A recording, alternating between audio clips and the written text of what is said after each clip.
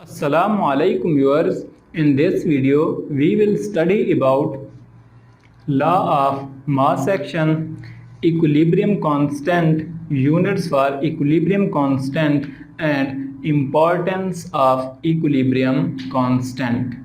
Let's start. First of all है हमारा law of mass action. अब गोल्डबर्ग एंड वैग ने 1869 में ये लॉ पुट फॉरवर्ड किया था, पेश किया था। अब इसकी जो डेफिनेशन है, the rate at which a substance reacts is directly proportional to its active mass and the rate of reaction is directly proportional to the product of active masses of reacting substances। अब active mass की बात यहाँ पे बार बार हो रही थी, तो active mass होता क्या है? ये होती है मोलर कंसंट्रेशन। अब मोलर कंसंट्रेशन का यूनिट क्या होता है? मोल पर डेसीमीटर क्यूब। और हम इसको एक्सप्रेस कैसे करते हैं, ज़हर कैसे करते हैं? स्क्वायर ब्रैकेट्स के जरिए, स्क्वायर ब्रैकेट्स के जरिए हम इसको रिप्रेजेंट करते हैं। अब हमारे पास ये कोई स्पेसिफिक रिएक्शन है जिसमें number of reactant and product same है, मतलब जितने मोल रिएक्टेंट के हैं उतने ही प्रोडक्ट के मोल हैं। मतलब इसका यहाँ पे 1 मोल, इसका भी 1 मोल, दोनों रिएक्टेंट के कितने मोल हो जाएंगे? 2 मोल। और प्रोडक्ट का 1 मोल, यहाँ पे इसका भी 1 मोल, तो 2 क्या हो जाएंगे? इसके भी 1 2 मोल, इसके भी कितने हो जाएंगे? 2 मोल। मतलब इसमें क्या है कि रिएक्टेंट और प्रोडक्ट के मोल इक्वल हैं। इसके लिए हम एक्सप्रेशन लिख रहे हैं यहाँ पे लॉ ऑफ मास एक्शन के लिए। Rate of forward reaction is directly proportional to A की कंसंट्रेशन एंड बी की कंसंट्रेशन। ए और बी क्या थे? रिएक्टेंट थे। रेट ऑफ फॉरवर्ड रिएक्शन किसके डायरेक्टली प्रोपोर्शनल है? ए और बी के। मतलब ए और बी जितना ज्यादा होगा उतना ज्यादा रेट ऑफ फॉरवर्ड रिएक्शन होगा। अब हम क्या करते हैं, इस डायरेक्टली प्रोपोर्शनल के साइन को हटाकर कांस्टेंट लगाते हैं, तो ये बन जाता है के एफ। ए की कंसंट्रेशन और बी की कंसंट्रेशन। नेक्स्ट है rate of reverse reaction is directly proportional C की कंसंट्रेशन और डी की कंसंट्रेशन। सी और डी के हमारे पास यहाँ पे प्रोडक्ट में मौजूद हैं। तो जब हम ये डायरेक्टली प्रोपोर्शनल का साइन हटाते हैं तो कोई कांस्टेंट लगाते हैं। तो यहाँ पे रिएक्शन कौन सा था? रिवर्स था। तो यहाँ पे हमने क्या लगा दिया? आर। सी और डी की कंसंट्रेशन। अब जब इक्विलिब्रियम पॉइंट होता है तो हमने पहले शुरू में पढ़ा था, क्या होता है? Rate of forward and rate of reverse reaction equal होते हैं, बराबर होते हैं। तो ये क्या हो गया? Rate of forward reaction is equal to rate of reverse reaction. अब एक बात याद रखनी है कि ये जो के एफ और के आर है ये बराबर होता है के सी के। के सी बोलते हैं इक्विलिब्रियम कांस्टेंट। के सी किसको बोलते हैं? Equilibrium constant. और किससे बनता है ये? रेट ऑफ फॉरवर्ड रिएक्शन और रेट ऑफ रिवर्स रिएक्शन के कॉम्बिनेशन से ये बनता है। आगे हमने यहाँ पे क्या किया है? के एफ और के आर किससे चेंज कर दिया है? के सी से। बाकी यहाँ पे क्या है? प्रोडक्ट की कंसंट्रेशन और रिएक्टेंट की कंसंट्रेशन। के सी क्या होता है? प्रोडक्ट जो हमारे पास सी और डी बना था उसकी कंसंट्रेशन, और नीचे क्या है? रिएक्टेंट जो हमारे पास क्या था? ए और बी था। इसी तरह है derivation for journal reaction. Journal reaction कोई भी ऐसा रिएक्शन जिसमें number of moles of reactant और प्रोडक्ट इक्वल ना हो। मतलब ये है ए रिएक्टेंट, तो इसके क्या होंगे? ए मोल। ये क्या है? बी रिएक्टेंट है, तो इसके क्या है? बी मोल। आगे सी प्रोडक्ट है, तो इसके कितने मोल हैं? सी मोल। आगे डी प्रोडक्ट है, तो इसके कितने हैं?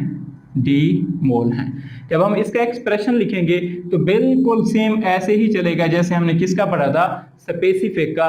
सिर्फ फर्क ये आएगा कि जब हम क्या लिखेंगे? ए की कंसंट्रेशन तो इसके ऊपर ए लिखा जाएगा, जब बी की कंसंट्रेशन लिखेंगे तो बी के ऊपर बी आ जाएगा। बस ये चीज़ हमने लिखनी है डेरिवेशन फॉर जर्नल रिएक्शन में। अब एग्जाम्पल देखते हैं किसकी? लॉ ऑफ मास एक्शन की। ये पहली है जिसमें क्या है, number of moles of reactant और प्रोडक्ट इक्वल हैं। यहाँ पे N2 का 1 मोल और ऑक्सीजन का भी 1 मोल, ये कितना हो गए 2 मोल, और प्रोडक्ट हमारा कितना बन रहा है, ऑलरेडी लिखा हुआ है 2 मोल। ये वो रिएक्शन है जो क्या था, स्पेसिफिक, जो हमने यहाँ पे लिखा। अब दूसरी एग्जांपल है जिसमें क्या है, number of moles of reactant और प्रोडक्ट इक्वल नहीं है, जो कि ये वाला था।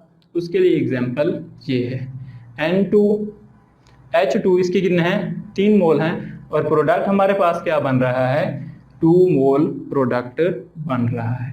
अब जब हम इसके लिए Kc लिखेंगे तो Kc क्या होगा, Kc हम फर्स्ट ऑफ ऑल इसके लिए लिखते हैं, Kc क्या होता है, प्रोडक्ट अवर रिएक्टेंट। प्रोडक्ट हमारे पास है NO, कितने मोल हैं, 2, तो ये हम ऊपर लिख देंगे। नीचे क्या है, रिएक्टेंट N2 और O2। सिर्फ ऊपर वो चीज़ लिखनी है जो शुरू में हो, जैसे यहाँ पर शुरू में थी तो ये हमने ऊपर लिखी, ये बाद वाली चीज़ें ऊपर नहीं लिखनी।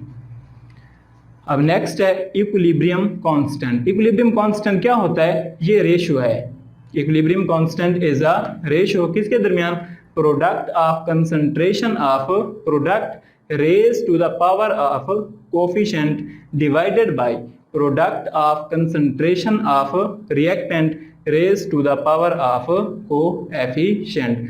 अब बच्चों अगर आपने इसको अच्छी तरह से आसानी से याद करना है तो क्या करना है, आपने एक को याद कर लेना है, सिर्फ ऊपर वाले को, तो नीचे वाले की जगह आपने जहाँ पे प्रोडक्ट था क्या लगा देना है, सिर्फ रिएक्टेंट, बाकी सारे वर्ड्स सेम रहेंगे।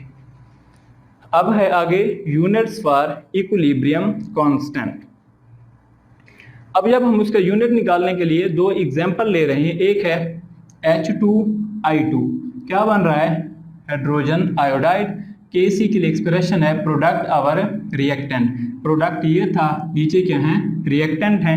हम अब इसका क्या लिखते हैं, यूनिट लिखते हैं।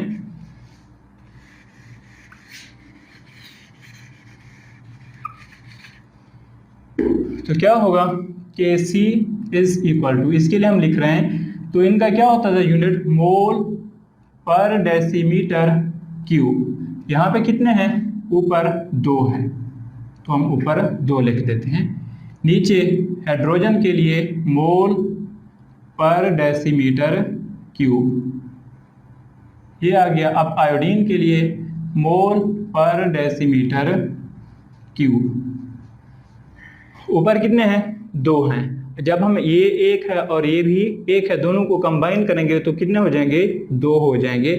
ऊपर भी 2, नीचे भी 2, तो ये क्या हो जाएंगे, कैंसल आउट हो जाएंगे। तो फिर Kc has no unit, Kc has no unit. Kc का कब यूनिट नहीं होगा, जब number of moles of reactant और प्रोडक्ट इक्वल होंगे, मतलब जितने नंबर ऑफ मोल्स रिएक्टेंट के हैं उतने ही प्रोडक्ट के हैं। जैसे यहाँ पे था, यहाँ पे कितने हैं, एक मोल इसका, 1 मोल इसका, 2 मोल, और ये प्रोडक्ट कितना था, 2 मोल, तो तब Kc का कोई यूनिट नहीं होता। लेकिन जब क्या होगा, Kc का नंबर ऑफ मोल्स प्रोडक्ट और रिएक्टेंट में डिफरेंट होंगे, तब क्या होगा, उसका यूनिट होगा। अब हम इसकी एग्जांपल देखते हैं, NH3 वाली। कौन सी एग्जांपल देखते हैं, ये NH3 वाली। तो इसके लिए जब हम Kc लिखते हैं तो प्रोडक्ट हमारा क्या है, ये वाला है, NH3 मोल पर डेसीमीटर क्यूब, इसकी जगह लिखेंगे कितने मोल हैं, प्रोडक्ट के 2 हैं। नीचे रिएक्टेंट नाइट्रोजन मोल पर डेसीमीटर क्यूब। अब आगे क्या है, हाइड्रोजन है, इसके लिए मोल पर डेसीमीटर क्यूब। कितने हाइड्रोजन थे, 3 है शुरू में, यहाँ पे क्या लगा देंगे, 3। अब जब हम क्या करते हैं, इनको जमा और तकसीम करते हैं तो क्या होगा, 1 और 3 कितना हो जाएगा, 4। ऊपर कितने हैं, 2, तो क्या बचेगा नीचे,